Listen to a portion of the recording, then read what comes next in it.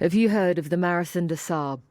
6 days spent running over 150 miles across endless sand dunes, rocky...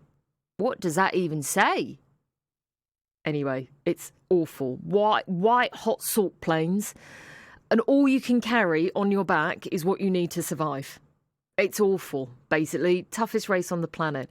And postman Ian Maclachlan and paramedic Chris Hewett, they have done it. They're both from Cheddar. They are now home from the Sahara Desert. I think it's fair to say you've got a few stories to tell, haven't you guys? Morning. Good morning, Claire. I cannot believe it's been this long since we last spoke. Before you were going, you've done it. Chris, how are you feeling? Oh, Claire, it's so good to be back and speaking to you again. We spoke in September about sort of my hopes and fears for this amazing adventure. And when you sign up for the toughest foot race in the world, you know you're not going to have a little package holiday. But Claire, it's been... you've said the word awful already. This has been the most testing time of my life ever, and I still don't quite know how to describe it. So it wasn't really a holiday then, Ian? No, the same for me as well, Claire. I think when I signed up to the toughest foot race on earth, there was a small corner of me which was hoping that wouldn't actually be entirely true. But we certainly got that and then some in huge measures. And as Chris said, it's quite difficult sitting here to try and process entirely what it is we've been through. What started out as a race became quite a journey. Now, I do want to highlight this early on in the interview, because I know people may have seen the news that somebody did lose their life competing in this. Yeah. Yes. And when you hear that, I mean, firstly, do you hear that when you're out there? Is that news travelling to you? Claire, Chris and I were right there when that incident happened. As you know, Claire, Chris is a trained paramedic, so he went across to offer his assistance whilst two other athletes were giving CPR, and we looked on, and there wasn't a great deal I could do. But it was a singularly unpleasant moment. As fortune, if you will, would have it, the next two athletes right up close to this guy were both MDs. So they were trying to give him the assistance necessary, and turned down Chris's offer because I suspect that 6 hands trying to do the same thing might just have confused things.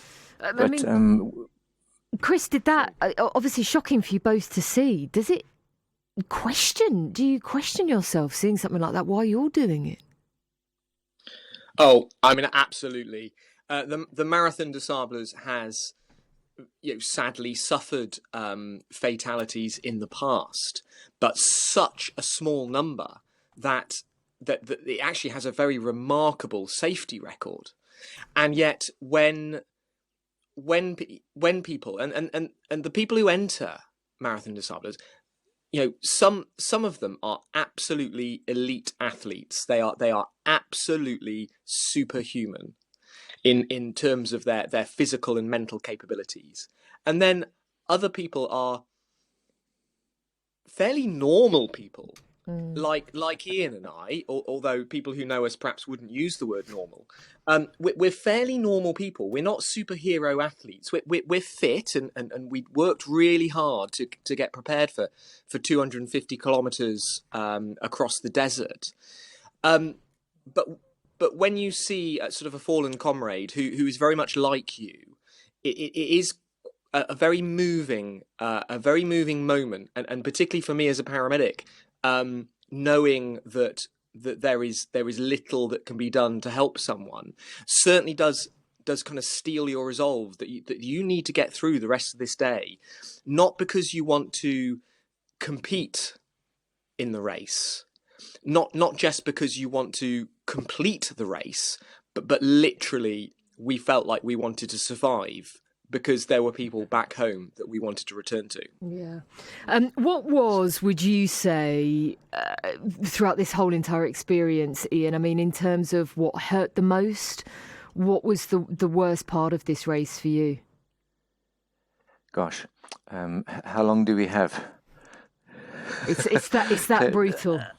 Yeah, Claire, I think on a very simplified level, I'd started out, and you never quite know how the body is going to react given these circumstances. We'd prepared for roughly 28 Celsius, and we had double that every day. So the heat was an incredible factor and caused many to drop out. It also perpetuated some very unfortunate blisters on my feet.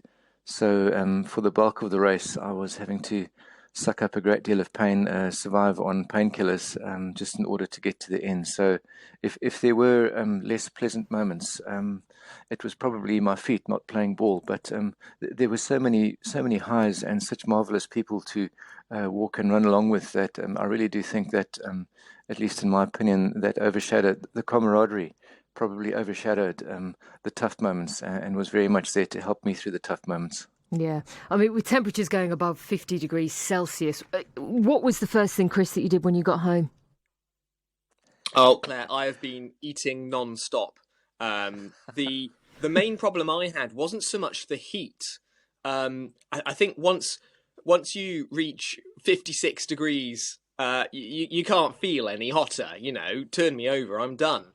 The problem that I had was from the effects of the heat. So after about 10 o'clock in the morning, it became too hot. It became so hot that my body became so hot that I couldn't swallow. So after 10 o'clock in the morning, I couldn't take any food, and I couldn't really take any water, and I certainly couldn't take any electrolytes. Lots of people use electrolytes when they're exercising because you've got to replace what you're sweating. Well, I couldn't do that.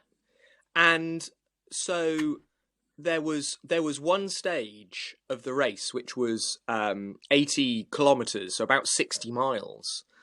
And I basically managed to complete that section having only kind of eaten a cup of soup.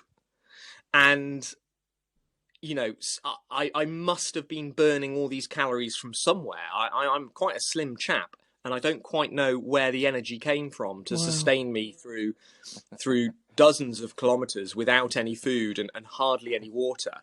But ever since I've been back, I've been eating non-stop, and apologies if you hear me biting into a massive slice of marmalade. I don't think anybody's going to blame you for that at all. You have raised almost £6,500 for Hounds for Heroes. You've got to be proud of that, Ian. Absolutely, we are.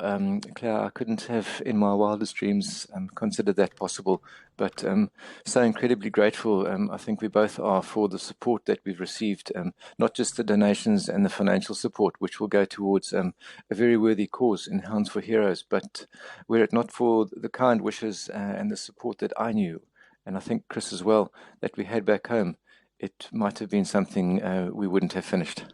Many congrats, both of you. It's an incredible thing that you can say you have achieved. Is the Just Giving page still up and running, isn't it? Yes, it is. Fabulous stuff. Well, are you straight back to work? I mean, did you manage to have some time off, Chris? So I'm a paramedic, so I need to take I'm in the middle of an extra week off before I can go back for sort of like quarantine purposes. Yeah. To make sure I'm safe to go back to work, and basically I've just lost all shame now, so I'm just going around to all my friends, everyone I see, and say, please, I endured a near-death experience, a genuine near-death experience. It was awful. I suffered so much. Just please give me a few pounds. Go to www.postiesjourney.co.uk, which is named after Ian because he's a postman, so it's Postman's Journey. Postie's Journey. Just give me some money. Give me, your next pint or your next Costa coffee or something like that. Just give me a few pounds. It makes such a difference. Well done, both. Pleased you made a safe return, and all the best with nursing those feet. Cheddar's finest, the postman Ian Maclachlan and paramedic Chris Hewett, who have completed the Marathon des Sables across the Sahara deserts.